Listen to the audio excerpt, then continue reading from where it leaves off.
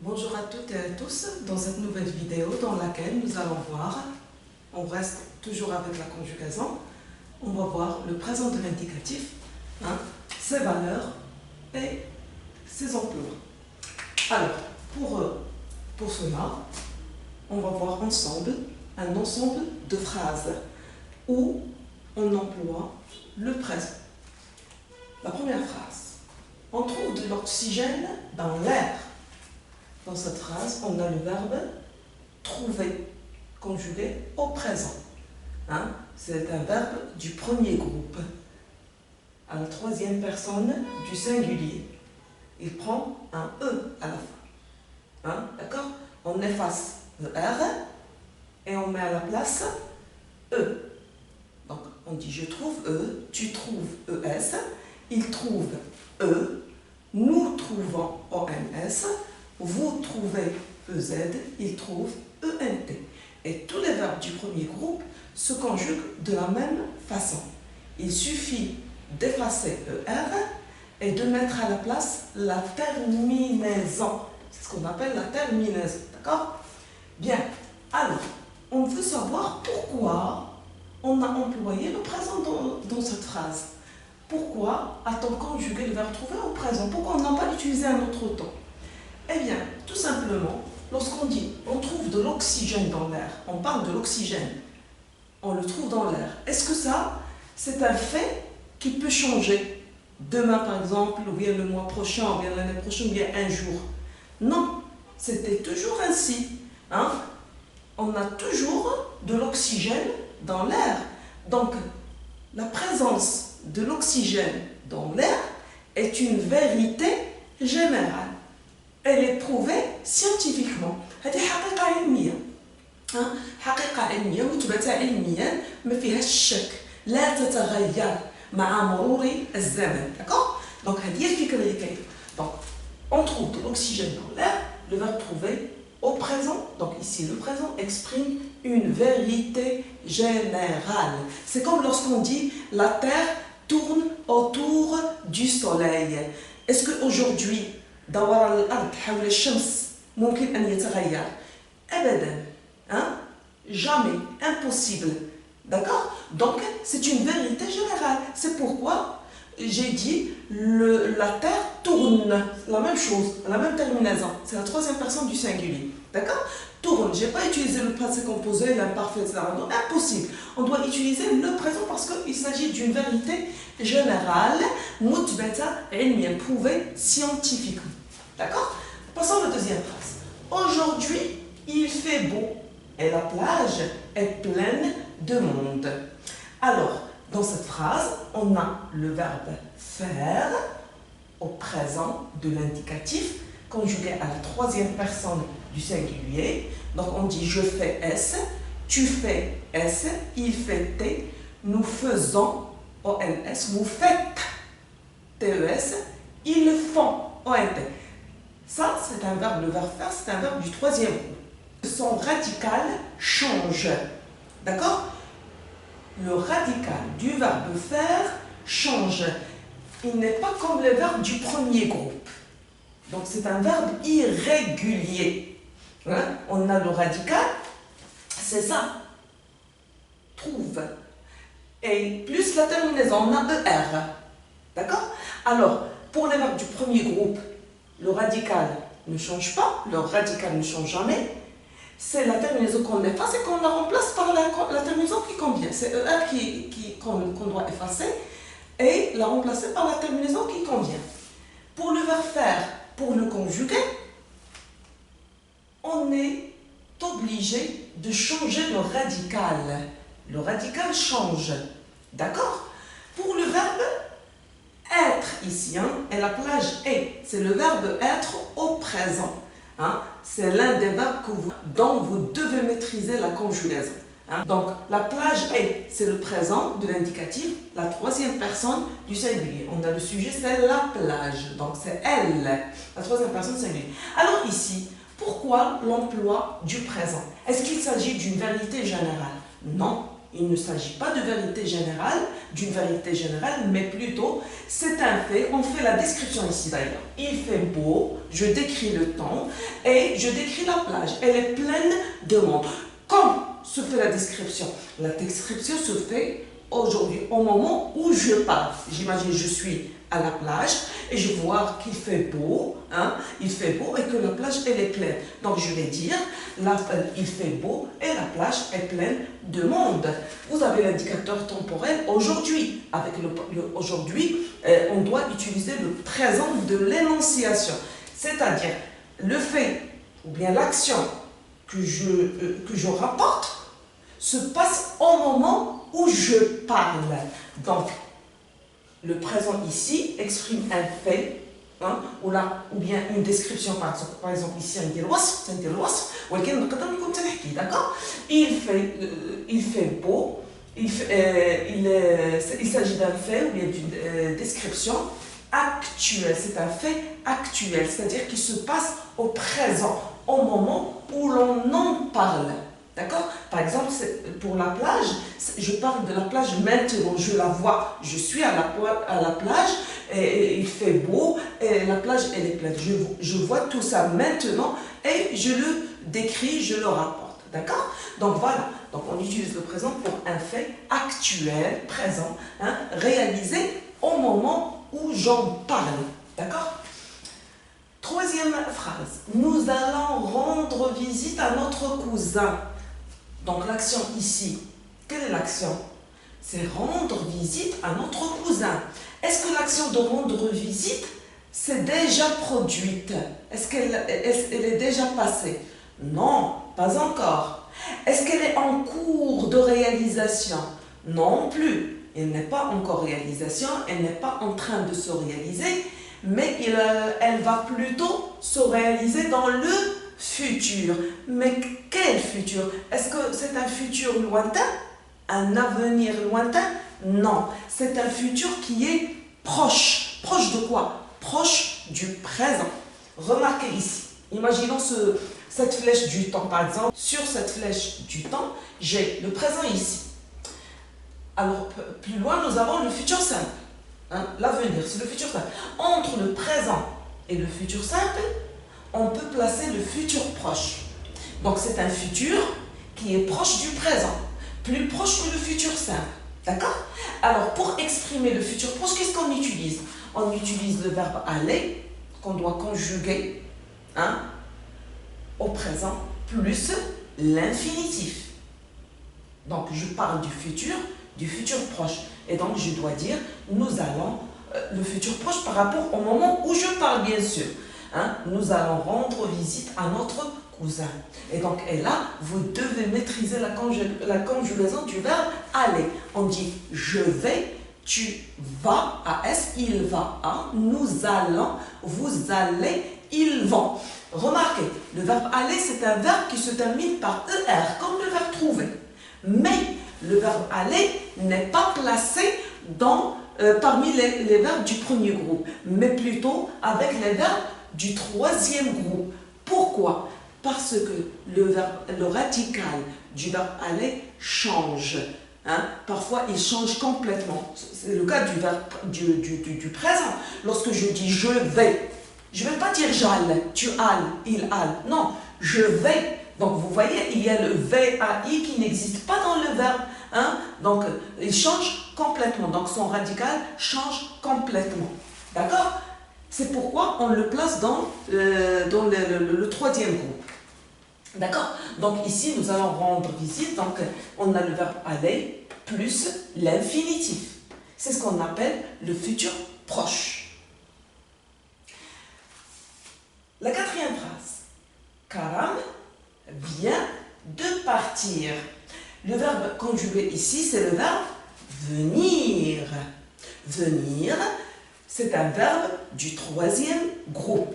On dit je viens, tu viens, il vient, nous venons, vous venez, ils viennent. Donc le radical du verbe venir se termine par IR.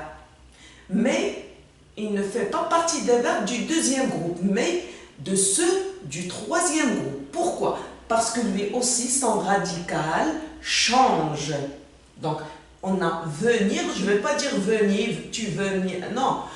On dit je viens, donc le radical qui change. Donc ici, quelle est l'action qu'on a ici? C'est l'action de partir. Cette action de partir, est-ce qu'elle s'est déjà réalisée? Oui, mais est-ce qu'elle s'est réalisée dans un passé lointain? Non, c'est un passé qui est proche du présent. Regardez cet axe du temps. On a le présent ici. Avant le présent, on a le passé composé. Mais entre le présent et le passé composé, on va placer le passé récent. Récent veut dire nouveau. Récent veut dire nouveau. C'est-à-dire il vient de se produire. On l'utilise lorsque il s'agit d'une action qui vient de se produire. يعني وقعت لي تو. لم تقع هذه مدة طويلة مثلا. Non, لتو. D'accord? Et elle vient de se produire. Donc on l'appelle le passé récent. Et le passé récent se forme à partir du verbe venir au présent de, la préposition de. Ici, avec le verbe aller, on n'utilise pas la préposition de, mais pour exprimer le passé récent, on utilise venir de plus l'infinitif. Hein? Venir de plus l'infinitif. Donc c'est le cas ici. Karam vient de plus le verbe partir à l'infinitif. D'accord? Pour indiquer un fait qui vient de se produire. Hein? Dans un passé qui s'est produit dans un passé récent. Dans un passé récent et non pas un passé lointain. ماشي ماضي بعيد mais ماضي قريب.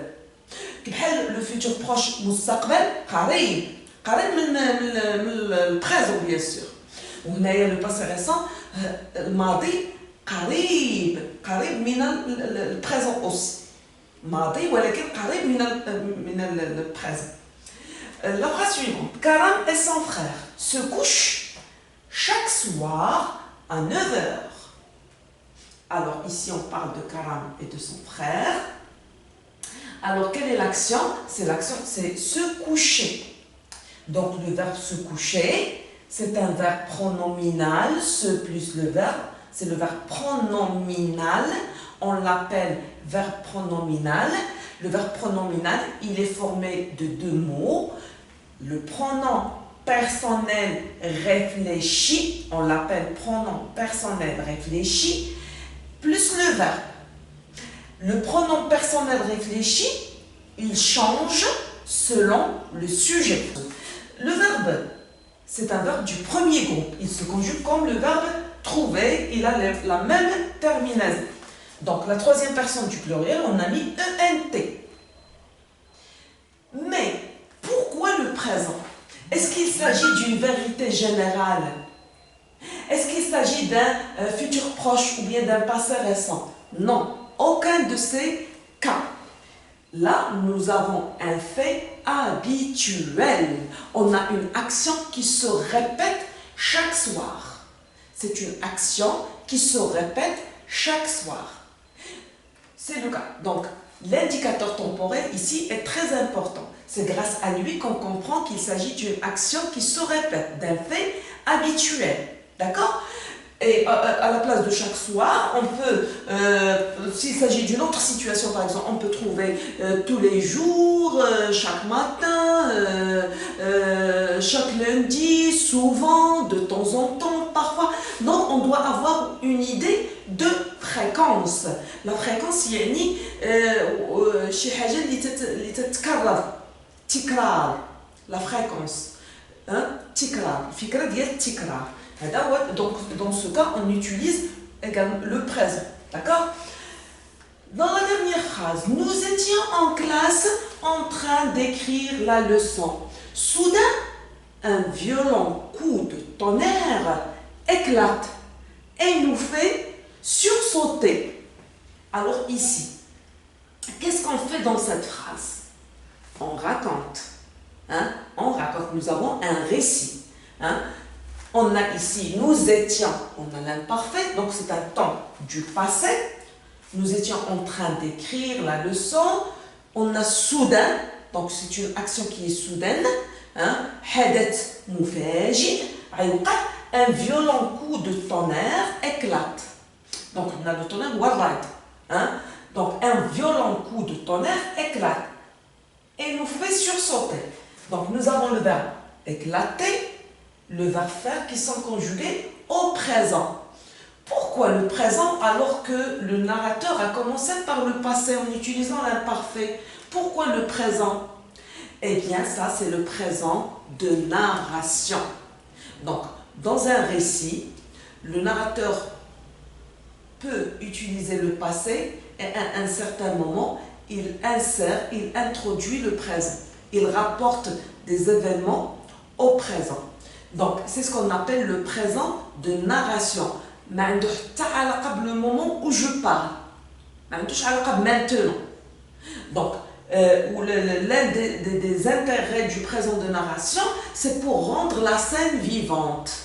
D'accord? Donc, dans un récit au passé, on peut utiliser le présent de narration. D'accord? Voilà les valeurs du présent. Donc, le présent, on peut l'utiliser pour exprimer une vérité générale. On peut l'utiliser pour un fait qui est réalisé au moment où l'on parle. Ou bien, il peut exprimer le futur proche avec la forme du verbe aller plus l'infinitif. Il peut être utilisé pour exprimer le passé récent avec la forme du verbe venir de plus l'infinitif. Il peut également exprimer un fait habituel, la répétition d'une action. Et enfin, on peut l'utiliser comme présent de narration dans un récit au passé. Pour faire un récit au passé, pour raconter des faits qui se sont produits, réalisés dans le passé, on peut les rapporter au présent. Et là, c'est le présent de narration. J'espère que c'est clair. Là, vous devez retenir les valeurs du présent pour être capable de savoir l'utiliser dans des situations déterminées. D'accord? Bon, là, pour les phrases. Maintenant, dans ce tableau, j'ai groupé quelques verbes. Par exemple, j'ai groupé les verbes du troisième groupe, des verbes irréguliers. Je vous ai dit que irrégulier, c'est-à-dire pour des verbes dont le radical change quand on les conjugue. J'ai présenté là quelques-uns des verbes les plus utilisés. Comme le verbe être et avoir, vous devez maîtriser leur conjugaison. On a le verbe aller également. Le verbe venir, pour pouvoir exprimer le futur proche ou bien le passé récent, vous devez maîtriser le verbe aller et venir. Et on a le verbe faire qui est très utilisé aussi. D'accord? Pour les verbes du premier groupe, là je vous propose 4 verbes. Le verbe laver, le verbe ranger. Là, j'ai fait exprès de choisir un verbe avec j'ai, parce que vous allez voir ce qui se passe. La même chose pour le verbe lancer, j'ai fait exprès de choisir un verbe avec c'est. Et un verbe pronominal, se laver. Pour les verbes du deuxième groupe, j'ai choisi un seul verbe parce que tous les verbes du deuxième groupe se conjuguent de la même façon comme le verbe finir. Alors, pour le verbe être, je suis, tu es, il ou bien elle est, nous sommes, vous êtes, il ou bien elles sont. Le verbe être, c'est un verbe d'état. Nora, ça veut dire un adjectif. Par exemple, je suis contente. Tu es sage. Il est malade. Nous sommes ravis. Vous êtes sage. Il ou bien elles sont tristes, par exemple. Donc, à chaque fois, vous remarquez que le verbe être est suivi d'un adjectif qualificatif. Ça, c'est pour le verbe être. Pour le verbe avoir, j'ai, là, on va mettre J apostrophe, parce que et commence par la voyelle A. Donc, j'ai, tu as, il a, nous avons, vous avez, ils ont. Les deux verbes, vous êtes obligé de les maîtriser, de maîtriser leur conjugaison au présent. Il y a un élément de touche la conjugaison de ces deux verbes au temps simple, il y a présent, imparfait, futur simple, passé simple, la conjugaison des autres verbes, les temps composés. Par exemple, si tu veux conjuguer un verbe au passé composé, alors tu auras besoin soit du verbe être, soit du verbe avoir au présent. Donc, il a le futur antérieur. Alors, c'est que conjuguer le verbe être et avoir au futur simple. Et ainsi de suite. Passons au verbe aller. Avant pour le verbe avoir, on dit j'ai mal. Hein? Tu as 100 dirhams, par exemple. Elle a faim. Nous avons peur. Vous avez mal à la tête. Ils ont, bien elles ont un devoir. Donc la plupart du temps, on a avoir plus non. D'accord? Ou bien un groupe nominal. Un nom ou bien un groupe nominal. Ce n'est pas un adjectif. On ne doit pas mettre avoir plus adjectif. Mais avoir plus non. Ou bien avoir plus groupe nominal. Le verbe aller. Je vais. Tu vas. Il va. Nous allons. Vous allez. Ils vont. Le verbe venir. Je viens. Tu viens. Il vient. Nous venons. Vous venez. Ils viennent. Vous voyez comment ils se conjuguent? Donc, le radical, on a ni. V-E-N. Regardez au présent. Vient. On a i qui apparaît. Hein? Mais à la première et à la deuxième personne du pluriel, le e qui revient. Et à la troisième personne, on a le i qui réapparaît. Avec deux ent. Le verbe faire. Je fais. Tu fais. Il fait. Regardez, je et tu, on a ss. Mais il, t. Nous faisons. On ne dit pas vous faisiez. Vous faites. Ils font. Le verbe laver. Je lave. Tu laves. ES. Il lave. E. Nous lavons. Vous lavez. Il lave. Le verbe ranger. Remarquez là. Faites attention. Je range. E. Tu ranges. ES. Il range. E. Nous rangeons. Remarquez. E. S'il n'y avait pas le E, on dirait rangon. Et ce serait faux. Donc pour prononcer G et non pas G, il faut ajouter E. D'accord? Devant la terminaison ONS. Parce que GO, ça donne go. Donc et pour prononcer Jo, donc on doit mettre E ici. Rangeant. Vous rangez. On a EZ de la terminaison, on n'a pas besoin d'ajouter le E. Hein? Il range, ENT c'est la terminaison, on n'a pas besoin d'ajouter le E. Le verbe lancer. Je lance, E. Tu lances ES, il lance E. Nous lançons. Remarquez, là c'est dit. Si j'avais pas mis la c'est dit, alors qu'est-ce qu'on va prononcer? L'encan. Et c'est faux. Donc, pour prononcer le CC, et non pas que, il faut mettre la CD. D'accord? C'est dit. Vous lancez. Il lance. Donc, dans vous et vous, lorsque vous avez G ou bien C, il faut mettre un E ici pour le 2. Après G et la CD. Se laver, c'est un verbe pronominal comme je vous l'ai dit. Donc, je me lave. Ce qui change, hein, remarquez.